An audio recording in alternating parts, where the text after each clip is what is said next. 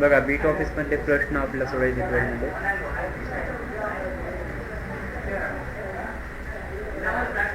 तर काय म्हणलं बघा, दिलेल्या डॉक्युमेंटमध्ये दुसऱ्या वाक्याला बोल्ड इफेक्ट अप्लाय करा म्हणलं. तर आता दुसरं वाक्य सिलेक्ट करून त्याला काय करायचं, बोल्ड करायचं. हे दिसते काही तो सिरियल नंबर दिलेत आपल्याला, तर याच्यातलं 2 नंबरचं वाक्य सिलेक्ट करायचं असं.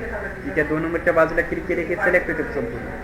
आणि याला काय करायचं, आपल्याला बोल्ड करायचं. बोल्ड करण्यासाठी इथं आपल्याला हे बीवर क्लिक करायचं. बीचं फुल फॉर्म आपल्याला खाली दाखवलं आहे, या बोल्डला क्लिक करायचं असं. आणि त्यानंतर हे बोल्ड अप्लाय झाल्यानंतर याला सबमिट करायचं. समजलं. पुढचा प्रश्न बघा.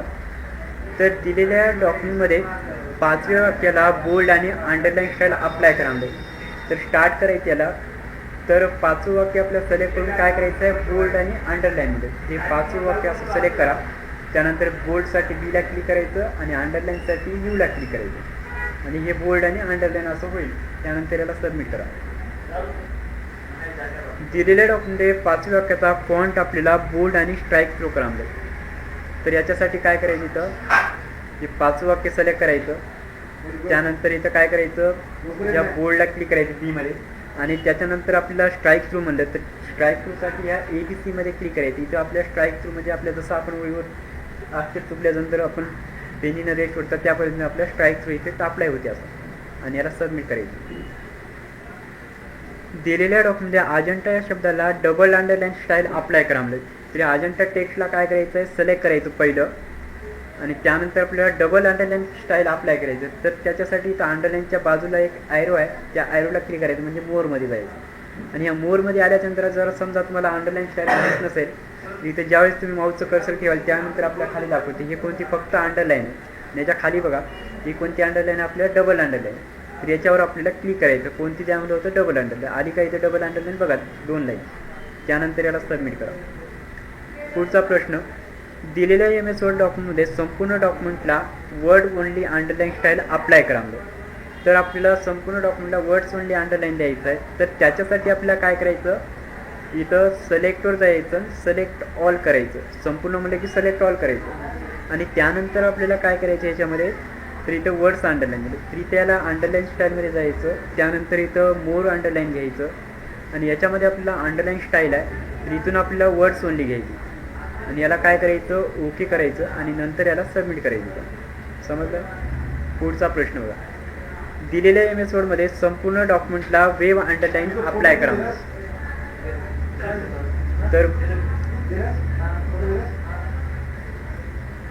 तर वेव अंडरलाईन स्टाईल आपल्या संपूर्ण डॉक्युमेंटला घ्यायचं आहे. आयडी पासवर्ड चेक करून घे, नाव चेक बरोबर आहे घे. गुंगल पासवर्ड GNDA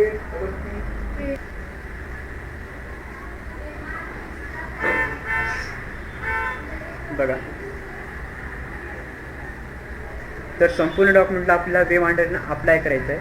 तर त्याच्यासाठी ते सिलेक्टमध्ये यायचं, त्याला सिलेक्ट ऑल करायचं. आणि शॉर्टकटमध्ये आपल्याला कंट्रोल एनं पण सिलेक्ट करू शकता सर्व. आणि त्यानंतर इथं अंडरलाईन स्टाईलच्या बाजूला क्लिक करा. आणि त्यानंतर आपल्याला वेव अंडरलाईनमध्ये, तर इथं वेव अंडरलाईन कोणती आहे त्याच्यामध्ये आपण याला माऊसचं कर्सर ठेवून आपण बघू शकता. इथं वेव अंडरलाईन सर्वात शेवटची आपल्याला आहे. इथे याला क्लिक करायचं आणि त्यानंतर याला ओके करा. तर पुढचा प्रश्न बघा. संपूर्ण डॉक्युमेंटला स्ट्राईक थ्रू इफेक्ट अप्लाय करा म्हणजे स्ट्राईक थ्रू करायचं आपल्या संपूर्ण डॉक्युमेंटला. तर त्याच्यासाठी आपल्याला काय करायचं, इथं सिलेक्टवर जायचं, सिलेक्ट ऑल करायचं.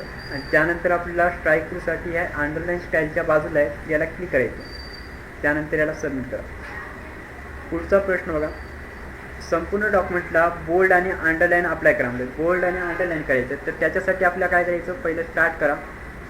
आणि इथं संपूर्ण डॉक्युमेंट सिलेक्ट करायचं, सिलेक्ट ऑल. आणि त्यानंतर इथं बोल्ड करा. आणि याला अंडरलाईन द्यायचं, फक्त अंडरलाईनवर क्लिक करायचं. दिलेल्या डॉक्युमेंटमध्ये इंट्रोडक्शन टू द स्टडी या टेक्स्टला कॅलिग्री फॉन्ट अप्लाय करा म्हणजे आपल्याला फक्त काय करायचं, इंट्रोडक्शन टू द स्टडी हे टेक्स्ट संपूर्ण सिलेक्ट करायचं असं. आणि त्यानंतर आपल्याला फॉन्ट चेंज करायचं आहे. या फॉन्टमध्ये जायचं आणि याला इथं कॅलिग्री करायचं आहे फक्त. इथे काय इथे या ठिकाणी क्लिक करा. आणि पुढचा प्रश्न. दुसऱ्या वाक्याची फॉन्ट साईज आपल्याला 14 करायचं आहे. तर दुसऱ्या वाक्याची फॉन्ट साईज आपल्याला 14 करण्यासाठी हे पहिलं सिलेक्ट करायचं वाक्य. आणि वाक्य सिलेक्ट केल्यानंतर इथं फॉन्ट स्टाईल आपण इथून पण आपण डायरेक्ट इथं टाईप करून एंटर करू शकता. किंवा इथून पण आपण याला साईज वाढवू शकता.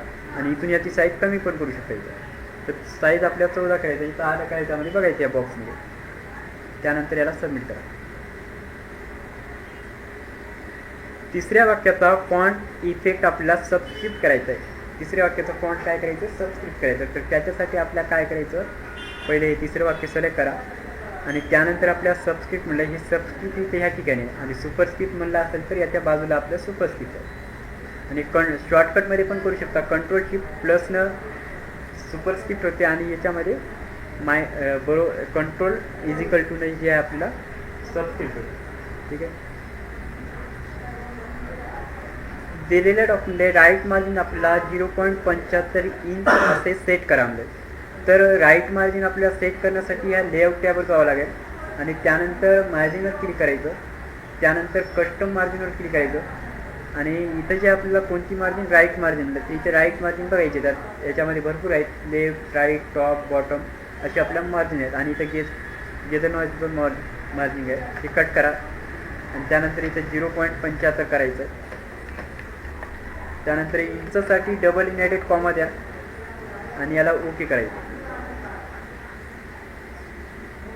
दिलेल्या डॉक्युमेंटमध्ये दुसऱ्या वाक्याचा फॉन्ट बदलून आपल्याला टाइम्स न्यू रोमन करायचं आहे. दुसऱ्या वाक्याचा फॉन्ट काय करायचं, आपल्याला टाइम्स न्यू रोमन करायचं. तरी दुसरं वाक्य सिलेक्ट करा, इथं क्लिक करा. इथं TIMES टाकलं तरी आपल्याला इथं टाइम्स न्यू रोमन आलेलं आहे आणि याला एंटर केलं की ते अप्लाय होते. एंटर करून त्याला सबमिट करायचं.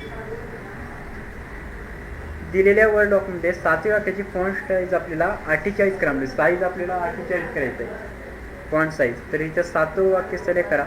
त्यानंतर इथं साईज किती करायचं आहे ती करू शकता. याच्यात 48 साईजमध्ये इथं क्लिक करायचं. नंबर किती चालेल तर त्या नंबरवर क्लिक केलं तरी चालते आपल्याला. दिलेल्या वर्ड डॉक्युमेंटमध्ये टॉप मार्जिन आपल्याला 4.5 इंच असे सेट करा. तर मार्जिन सेट करण्यासाठी तुम्हाला माहिती आहे, आता मागं पण आपण लेआउट टॅबमध्ये जाऊन 0.75 इंच केले होते राईट मार्जिन. तर त्याच पद्धतीने आपल्या इथं टॉप मार्जिन सेट करायचं. तर लेआउटमध्ये या, मार्जिनमध्ये जा, कस्टम मार्जिनला क्लिक करायचं. त्यानंतर इथं टॉप मार्जिन आपल्याला किती करायचं, 4.5 डबल इनवर्टेड कॉमा करायचं. दिलेल्या MS वर्डमध्ये तिसऱ्या वाक्याला बोल्ड, इटॅलिक आणि तसेच त्याची साईज जे आपल्याला 24 करा. तर याला काय करायचं, तिसरं वाक्य सिलेक्ट करायचं. पहिलं याला बोल्ड करायचं, त्यानंतर इटॅलिक करा म्हणलं, त्यानंतर आपल्या साईज पण इथं 24 करायची. असं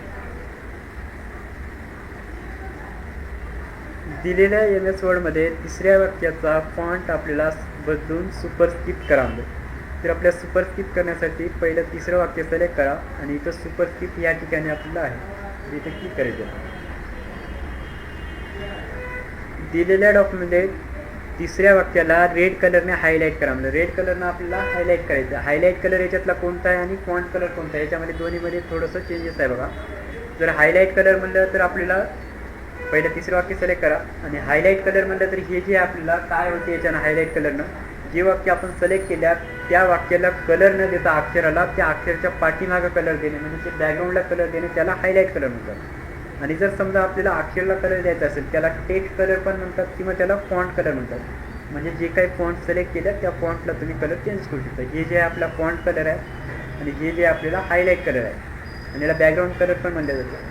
इथून आपल्याला हायलाईट कलर काय करायचं आहे, रेड करायचं आहे. या रेड कलरमध्ये क्लिक करायचं होतं. दिसते का इथं अक्षरच्या पाठीमागं बॅकग्राऊंडला कलर आलेला आहे. दिलेल्या डॉक्युमेंटमध्ये दुसऱ्या वाक्याचा टेक्स्ट कलर पर्पल करा म्हणजे. तर टेक्स्ट कलर पर्पल करण्यासाठी आपल्याला दुसरं वाक्य सिलेक्ट करायचं आणि आता टेक्स्ट कलर म्हणलं तर हे टेक्स्ट कलर आपलं इथं आहे, याला फॉन्ट कलर पण म्हणतात. याला पर्पल कलर हे सर्वात शेवटचा कलर आहे. दिलेल्या MS वर्डमध्ये दुसऱ्या वाक्याला हायलाईट कलर 50% ग्रे कलर करा म्हणजे आपला 50% ग्रे कलर अप्लाय करायचा. तर याच्यासाठी दुसरं वाक्य पहिला सिलेक्ट करा. त्यानंतर इथं हायलाईट कलर्समध्ये जा. त्यानंतर 50% ग्रे कलर कोणता आहे याच्यामध्ये बघायचं. इथं जर तुम्हाला समजत नसेल तर इथं माऊसचं कर्सर लिहून ठेवायचं तर दाखवते कलर असं. पुढचा प्रश्न बघा. दिलेल्या डॉक्युमेंटमध्ये 5व्या वाक्याचा फॉन्ट आपल्याला टेक्स्ट कलर डार्क ब्ल्यू करा म्हणजे आपल्या 5व्या वाक्याचा वाक्य सिलेक्ट करायचं आणि त्याला फॉन्ट कलर डार्क ब्ल्यू करायचं. तर इथं क्लिक करा.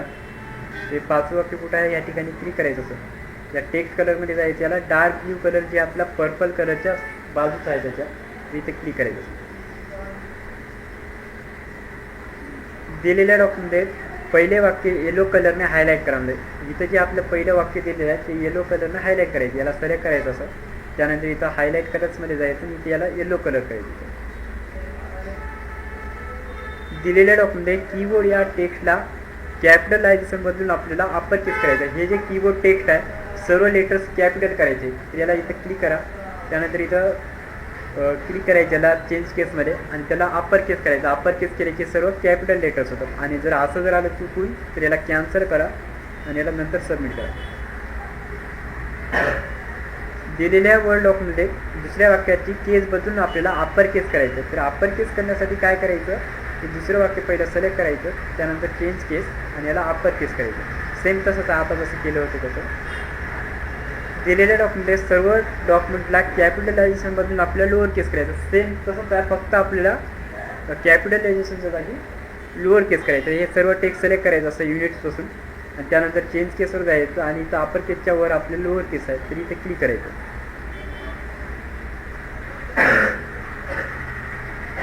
दिलेल्या डॉक्युमेंटमध्ये दिस समर हेल्प युअर चाइल्ड आणि डॅड ॲज दिले पासून सुरू होणारा पॅरेग्राफ कॅपिटलायझेशनमधून अप्पर केस करावं. म्हणजे आपल्याला हे जे दिस समर हेल्प आहे याला वर क्लिक करून याला वर सोडा.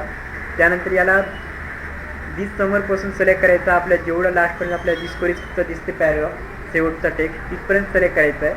त्यानंतर त्याला चेंज केसचा वापर करून अप्पर केस करायचं असं.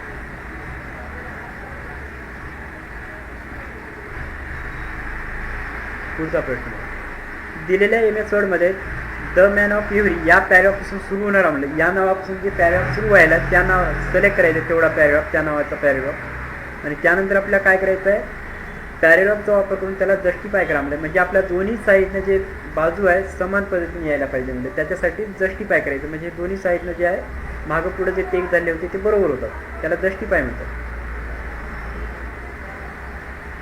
दिलेल्या MS वर्ड डॉक्युमेंटमध्ये दुसऱ्या वाक्याचे टेक्स्ट अलाइनमेंट सेंटर करा. तर हे दुसरं वाक्य सिलेक्ट करायचं आणि अलाइनमेंटचा वापर करून त्याला सेंटर घ्यायचं इथं.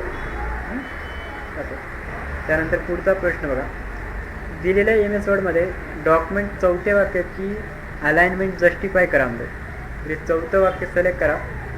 त्यानंतर याला काय करायचं जस्टिफाय करायचं. इथं क्लिक करायचं. हे जस्टिफायला क्लिक करा आणि त्यानंतर याला सबमिट करा.